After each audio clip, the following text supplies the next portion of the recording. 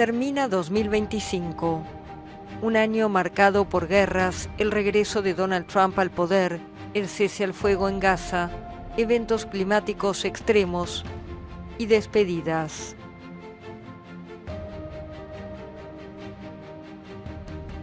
El 20 de enero de 2025, Donald Trump asumió como presidente de Estados Unidos. En su segunda vez en la Casa Blanca, el republicano sacudió el orden mundial. En sus primeros 6 meses firmó 170 decretos, un ritmo sin precedentes en el país. Desafió el derecho a la ciudadanía por nacimiento, atacó a las universidades, eliminó políticas ambientales y se enfrentó con los jueces que bloquearon varias de sus órdenes ejecutivas. Además, lanzó una violenta ofensiva proteccionista. El 2 de abril, presentado por Trump como el Día de la Liberación, el mandatario anunció una reciprocidad arancelaria para todos los países del mundo. El tarifazo alcanzó a casi todos sus socios comerciales, con un mínimo general del 10% y tasas mucho más altas para decenas de países. Otro objetivo central de Trump fueron los inmigrantes, a quienes califica de criminales si ingresaron al país sin visa o permiso. Estudiantes extranjeros pro-palestinos fueron detenidos en universidades, e imágenes como esta de aviones llevando deportados a América Latina se volvieron frecuentes. En los tribunales de inmigración estadounidenses, agentes del Servicio de Inmigración y Control de Aduanas, el ICE, detuvieron a migrantes que habían acudido a resolver sus procesos de asilo. Las operaciones del ICE provocaron protestas violentas en Los Ángeles, además de diversas manifestaciones en otras ciudades del país. El republicano respondió enviando la Guardia Nacional, una medida que repitió luego en otras ciudades gobernadas por la oposición demócrata, para combatir lo que considera una delincuencia desenfrenada. Trump llevó al polémico empresario Elon Musk a su gobierno para liderar una comisión destinada a reducir los gastos federales. Pero el idilio duró poco. Luego de 4 meses, Musk renunció y ambos magnates intercambiaron acusaciones y amenazas en redes sociales.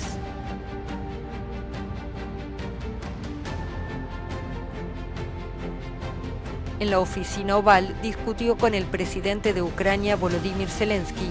Incomodó a su par sudafricano Cyril Ramaphosa al mostrarle un video que, según él, probaba denuncias de genocidio contra blancos en Sudáfrica. Trump también lanzó una ofensiva contra las universidades por considerarlas demasiado progresistas.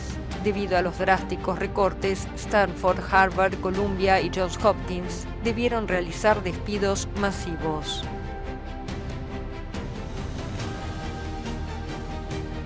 En materia diplomática, Trump prometió acabar con las guerras en el mundo con resultados dispares. Las presiones de Estados Unidos dieron lugar a un alto el fuego entre Israel y Hamás, 2 años después del inicio de la guerra en Gaza. El acuerdo permitió la entrada de más ayuda humanitaria al territorio y el regreso a Israel de los últimos rehenes vivos y la mayoría de los restos mortales de los fallecidos, a cambio de la liberación de unos 2.000 presos palestinos.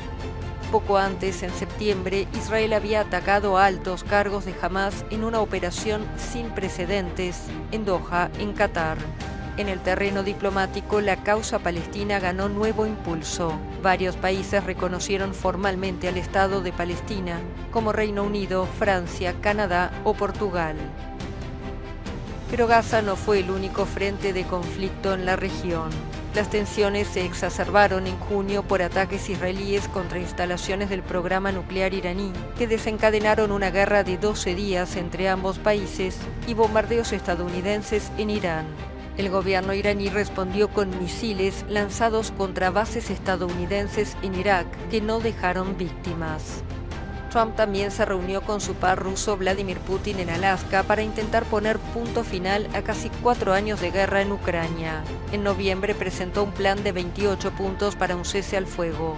Rusia lo recibió con satisfacción, pero Ucrania lo ve como una capitulación forzosa y las negociaciones continúan. En el frente de batalla, el ejército ruso continuó su lento avance en el este, tras expulsar en marzo a las fuerzas ucranianas de la región fronteriza rusa de Kursk. Entre Europa Occidental y Rusia hubo tensión. Países europeos acusaron al gobierno ruso de promover ataques híbridos en territorios de distintos países. Dinamarca, Rumanía y Polonia informaron sobre incursiones en sus espacios aéreos e interferencias. En otro caso, el avión de la ministra de Defensa de España sufrió interferencias en el GPS al sobrevolar el Báltico cerca de la frontera rusa. Bruselas consideró los episodios parte de una campaña coordinada de intimidación. Pero no fueron los únicos conflictos.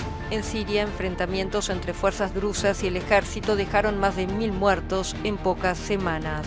Israel bombardeó el sur de Siria, diciendo que actuaba para impedir que el régimen sirio perjudicara a la comunidad drusa, una minoría esotérica descendiente del Islam, y para garantizar la desmilitarización del área adyacente a su frontera. En Sudán, la guerra civil se intensificó, con decenas de miles de desplazados, en medio de denuncias de atrocidades cometidas en la ciudad de El Fasher. El año también estuvo marcado por protestas juveniles y contra el sistema en distintos países. La bandera del anime One Piece apareció como símbolo de rebeldía contra los gobiernos en Filipinas, Francia, Indonesia, Nepal y Perú. En Francia, tras un juicio de años, el expresidente Nicolas Sarkozy fue encarcelado, condenado por corrupción por permitir que personas de su círculo se acercaran a la Libia de Muammar Gaddafi para obtener recursos y financiar ilegalmente su campaña presidencial de 2007. Tras unos días preso, espera el juicio de la apelación, que debería comenzar en marzo. El planeta vivió en 2025 varios eventos climáticos extremos. Incendios forestales devastaron zonas de España, Grecia y Portugal, obligando a miles de personas a evacuar. En Estados Unidos, miles de inmuebles quedaron reducidos a cenizas en Los Ángeles. Los incendios provocaron uno de los peores desastres que jamás hayan golpeado California. Terremotos en Birmania y Afganistán dejaron cientos de muertos. El Etna en Italia y el Lewotowil-Akilaki en Indonesia entraron en erupción. En el sudeste asiático, los tifones Waloi y Kalmaegi provocaron destrucción en Filipinas y Vietnam. En Hong Kong, la India y el sureste asiático, lluvias torrenciales causaron inundaciones mortales. También hubo accidentes. En Washington, un avión de American Airlines chocó en el aire con un helicóptero Black Hawk, una tragedia que dejó 67 muertos. Mientras tanto, en Nueva York, el buque escuela mexicano Cuauhtémoc chocó contra el puente de Brooklyn. 2 personas murieron. En Portugal, el descarrilamiento de un funicular que recorre uno de los barrios más turísticos de Lisboa dejó 16 muertos y varios heridos. Y en India, un avión se estrelló poco después de despegar de Ahmedabad, dejando 242 muertos. Increíblemente, un pasajero sobrevivió a la tragedia casi sin lesiones.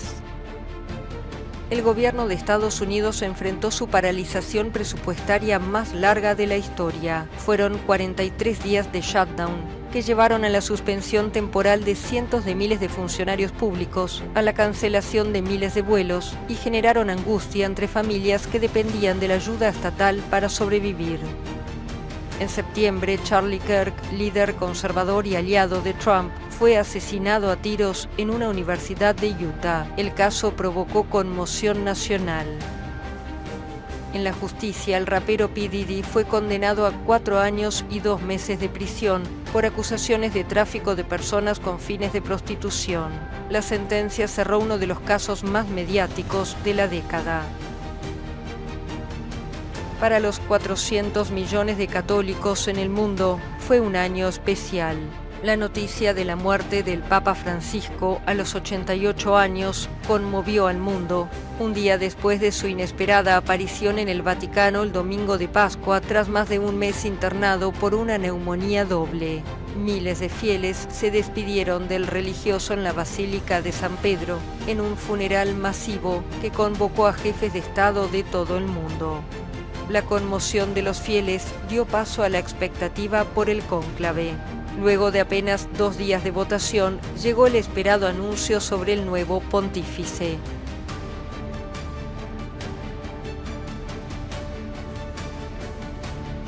El cardenal Robert Prevost, un estadounidense peruano de 69 años, que adoptó el nombre León XIV.